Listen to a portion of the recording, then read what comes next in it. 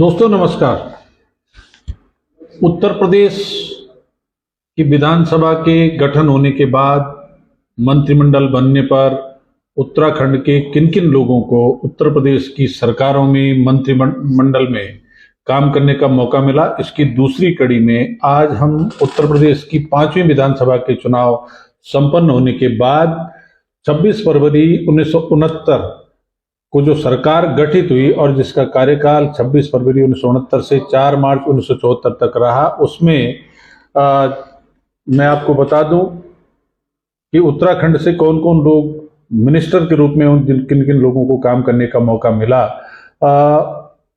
तो उससे पहले ये बता दूं कि इस 5वीं विधानसभा का चुनाव होने के बाद 5 मुख्यमंत्री बने जिन्होंने कि मंत्रिमंडल का गठन किया और 2 बार राष्ट्रपति शासन लगा। यानी ये कह सकते हैं कि अब तक के इतिहास में उत्तर प्रदेश की 5वीं विधानसभा का कार्यकाल सबसे विवादास्पद रहा। इसके पहले मुख्यमंत्री के रूप में काम करने का मौका मिला रानीखेत से विधायक चुने गए चंद्रभानु गुप्ता जी को, जिन्होंने 26 फरवरी 1969 को मुख्यमंत्री पद की शपथ लेकर के 17 फरवरी 1970 यानी 1 साल तक उनको मुख्यमंत्री के रूप में काम करने का मौका मिला। और उन्होंने अपने मंत्रिमंडल में उत्तराखंड से शांति प्रबंध शर्मा जी को कैबिनेट मंत्री के रूप में उद्योग, परिवहन और संसदीय कार्य मंत्रालय का जिम्मा सौंपा, तो पंडित नरेंद्र दत्त तिवारी जी को कैबिनेट मंत्री के रूप में नियोजन, अर्थ एवं संख्या, श्रम और पंचायत राज विभाग सौंपे।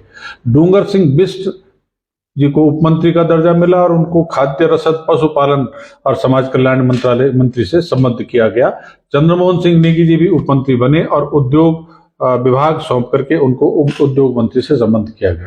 इसके बाद 18 फरवरी 1970 को मुख्यमंत्री पद के बदलाव में के बाद चरण सिंह जी को मुख्यमंत्री के रूप में उत्तर प्रदेश की कमान मिली और उन्होंने अपने इस कार्यकाल में बलदेव सिंह आर्य जी को कैबिनेट मंत्री खाद्य तथा रसद विभाग के साथ, नरेंद्र दत्त तिवारी जी को कैबिनेट मंत्री वित्त, विधायिका और संसदीय कार्य की जिम्मेदारी के साथ, और नरेंद्र सिंह बिष्ट को राज्य मंत्री का दर्जा, श्रम, शिक्षा, वन जो मंत्री थे उनसे संबद्ध करके, और गुलाब सिंह जी को उप मंत्री के रूप में पशुपालन और समाज कल्याण मंत्रालय के साथ संबद्ध करके जिम्मेदारी सौंपी। चरण सिंह जी के बाद, इस कार्यकाल के बाद उत्तर प्रदेश में राष्ट्रपति शासन लगा 1 अक्टूबर 1970 से 18 अक्टूबर 1970 तक, मात्र 18 दिन के लिए। और उसके बाद त्रिभुवन नारायण सिंह जी को 18 अक्टूबर 1970 को मुख्यमंत्री की कमान सौंपी गई और इनको ये दायित्व निभाने का मौका मिला 3 अप्रैल 1971 तक।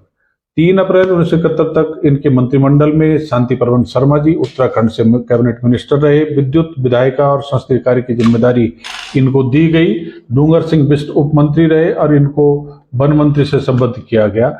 इसके बाद फिर मुख्यमंत्री के पद में बदलाव हुआ। ये चौथे मुख्यमंत्री के रूप में इसी कार्यकाल में 5वीं विधानसभा में कमलापति त्रिपाठी जी को मुख्यमंत्री बनने का मौका मिला और 4 अप्रैल 1971 को उन्होंने कार्यभार संभाल करके 12 जून 1973 तक इस पद का दायित्व संभाला।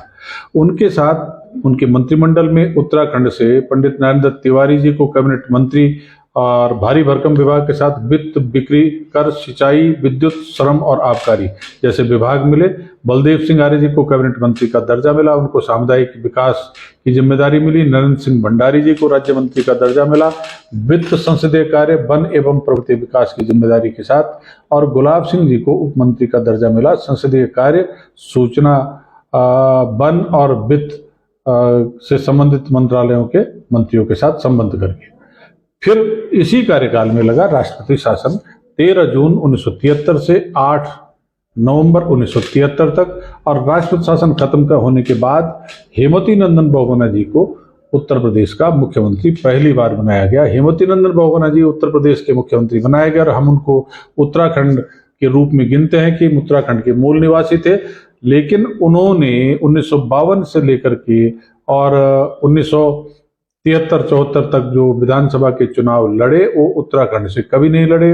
1952 में उन्होंने 240 करछना नॉर्थ कम चहल साउथ से, 1957 में 170 मंजनपुर से, 1962 में 291 सिराथू से और 1967 में 274 12 सीट से विधायक बनने के बाद जो मुझे जानकारी मिल पाई 1973 के में जब मुख्यमंत्री बनने के बाद उन्होंने विधायक का चुनाव फूलपुर विधानसभा से लड़ा और वहां से विधायक चुने गए। तो हेमवती नंदन बहुगुणा जी 8/11/73 से 4 मार्च 73 तक, बल्कि इस कार्यकाल में बगैर विधायक बने उनका कार्यकाल खत्म हुआ और उससे जो अगली बार जब वो मुख्यमंत्री बने तब उन्होंने विधानसभा का चुनाव लड़ा फूलपुर से। तो इनके मंत्रिमंडल में नारायण दत्त तिवारी जी कैबिनेट मंत्री के रूप में, बलदेव सिंह आर्य जी कैबिनेट मंत्री के रूप में, नरेंद्र सिंह भंडारी जी राज्य मंत्री के रूप में, ये 3 लोगों को मौका मिला और इनको विभाग मिले। तिवारी जी को वित्त, बिक्री कर, भारी उद्योग और संसदीय कार्य, बलदेव सिंह आर्य जी को कैबिनेट मंत्री के रूप में सामुदायिक विकास और पंचायती राज,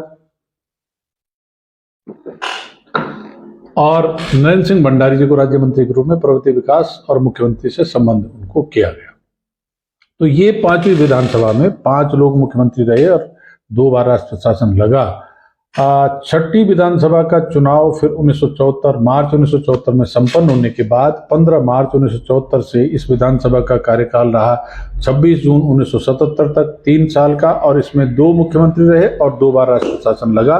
पहले मुख्यमंत्री 6ठी विधानसभा के बने हेमवती नंदन बहुगुणा जी 15 मार्च 1974 से और 29 नवंबर 1975 तक, और नारायण दत्त तिवारी जी इनके कैबिनेट मंत्री रहे, वित्त, बिक्री कर, भारी उद्योग, संसदीय कार्य मंत्रालय के साथ। बलदेव सिंह आर्य जी कैबिनेट मंत्री रहे, सामुदायिक विकास और पंचायती राज मंत्रालय के साथ। 2 लोगों को इन्होंने अपने मंत्रिमंडल में काम करने का मौका दिया और 30 नवंबर 1975 से 21 जनवरी 1976 तक उत्तर प्रदेश में फिर राष्ट्रपति शासन लगा।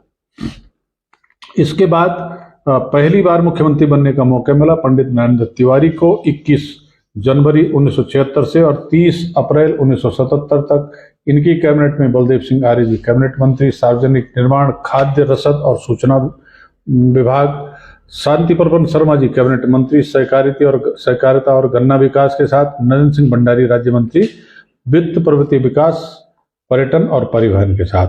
इसके बाद फिर राष्ट्रपति शासन लगा और वो 2 महीने का लगभग रहा, 30 अप्रैल 1977 को और 23 जून 1977 को फिर से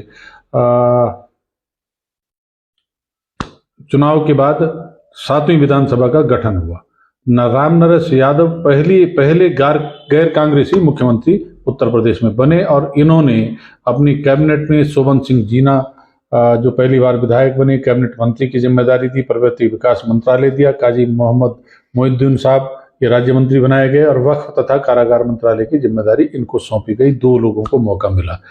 फिर राम नरेश यादव जी 27 फरवरी 1979 तक मुख्यमंत्री रहे और 28 फरवरी 1979 को बनारसी दास जी को मुख्यमंत्री पद पर काम करने का मौका मिला और 17 फरवरी 1980 तक उनका कार्यकाल रहा। उन्होंने अपनी कैबिनेट में उत्तराखंड के 3 लोगों को मौका दिया। पहले कैबिनेट मिनिस्टर बनाए गए काजी मोहम्मद मोहिउद्दीन साहब, वन प्राणी उद्यान मंत्री।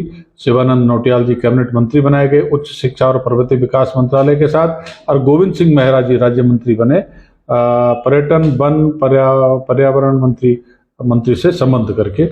और इसके बाद फिर लगा राष्ट्रपति शासन 17 फरवरी 1980 से और 9 जून 1980 तक, और उसके बाद 8वीं विधानसभा के चुनाव संपन्न हुए।